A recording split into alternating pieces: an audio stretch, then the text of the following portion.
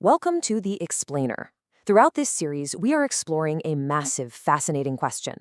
How did ancient Egypt become one of the greatest civilizations the world has ever seen? Well, to figure that out today, I want to drop you straight into the blazing, dusty heat of the Valley of the Kings in Egypt.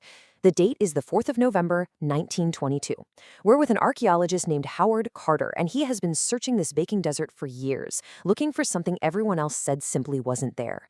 But he is about to make literally the most thrilling discovery in the history of archaeology. Just imagine the tension. Carter is watching his workers dig in that overwhelming desert heat. Suddenly, one of the workmen uncovers a single stone step hidden in the sand. Then they find another, and another. Slowly, they dig out 16 stone steps leading down into absolute, total darkness. At the very bottom of those stairs is a door. Weeks later, on the 26th of November, Carter finally makes a small hole in that door, strikes a match, and holds up a flickering candle to peer inside.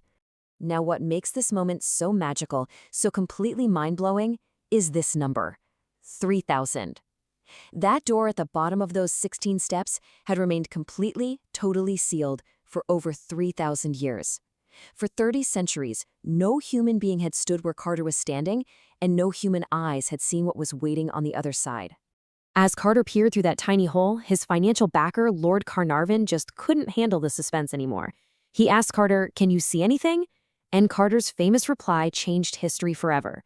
He simply said, "Yes, wonderful things," because he was looking at an entire room glittering with gold in the candlelight. Section 1. The Boy King's Story, a Minor Pharaoh. So, who exactly was resting inside this incredible tomb? It was Tutankhamun, and his life was short, but wow, was it incredibly dramatic. Born around 1341 BC, his dad was a pharaoh named Akhenaten who actually tried to change Egypt's entire religion by replacing all the gods with just one sun god. Tutankhamun had to fix all of that and bring the old gods back.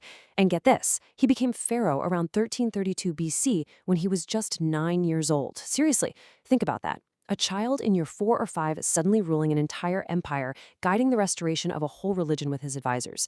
But his reign didn't last long. He tragically died around 1323 BC at the very young age of just 18. Which brings us to a massive scientific debate. Why did he die so young?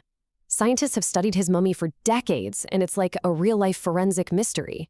They found he had a broken left leg with signs of a nasty infection. He also showed signs of malaria. Plus, because his parents were closely related, which was actually pretty common for Egyptian royalty back then, he had inherited genetic health problems, including a club foot that would have made it really difficult for him to walk. So the most likely answer is that it wasn't some grand murder plot. It was a tragic combination of things: a young man with genetic health issues who suffered a very bad injury at exactly the wrong time. Section 2. Discovery and the Curse. Treasure and Rumors. Because finding the tomb was only the beginning. The discovery was absolutely gigantic. Over 5,000 perfectly preserved objects were packed into that tomb. We're talking beds shaped like animals, chariots, food, games, and the legendary Golden Death Mask, which weighs over 10 kilograms of solid gold and is covered in precious stones. Because this royal tomb hadn't been robbed, it was a complete, perfect time capsule of Egyptian belief. It showed archaeologists exactly what a royal burial looked like, with everything still sitting right in its original position. But hey, with great treasure came some really wild rumors. You might have heard of the curse of the pharaohs. Newspapers in 1922 went completely wild, claiming there was a terrifying inscription warning that death would come to anyone who disturbed the king. When Lord Carnarvon tragically died from an infected mosquito bite just 5 months later, the stories exploded. But here is the crucial reality check. No such curse inscription was ever found. And Howard Carter, the man who actually opened the door and walked in first, he lived for another 17 years, all the way to 1939. Most of the workers lived to a very old age, too.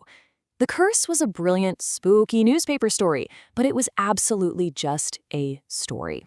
Section 3. Facts and Science. Modern Discoveries. Let's look at some amazing modern-day facts touching on global politics and cutting-edge science. Fact number 1 is about that stunning golden death mask. As I mentioned, it's over 10 kilograms of solid gold. Today, it is kept safely locked away in the Egyptian Museum in Cairo. And here is a really interesting bit of modern politics. Egypt fiercely protects this mask. They refuse all requests to send it around the world for international exhibitions. It brings up a great debate about where ancient artifacts truly belong, but Egypt's rule is crystal clear. If you want to see the most famous mask on Earth, Cairo is the absolute only place in the world you can see it. It never leaves. Fact number 2 is the ultimate science crossover. Inside the tomb, Carter found an iron dagger wrapped right in there with the mummy. But researchers using modern technology announced in 2022 that the iron didn't come from a normal mine. It came from a meteorite. That's right, the metal used to make Tutankhamun's dagger literally fell from space before it was forged into a blade. Even 3,000 years later, in the age of space technology, this boy king is still full of unbelievable surprises. Section 4, Knowledge Check Quiz. Test your knowledge. All right, it is time to test exactly what you've learned today. It's going to be fast-paced. I will read the question and the 4 options. Then you will have exactly 4 seconds to lock in your answer before I reveal it. Let's see how much you remember. Question 1. How old was Tutankhamun when he became pharaoh and when he died? Is it A, 18 and 25, B, 9 and 18, C, 5 and 15, or D, 15 and 30? 4, 3, 2, 1. Correct. It's answer B. Tutankhamun became pharaoh at approximately 9 years old and died at approximately 18 years old.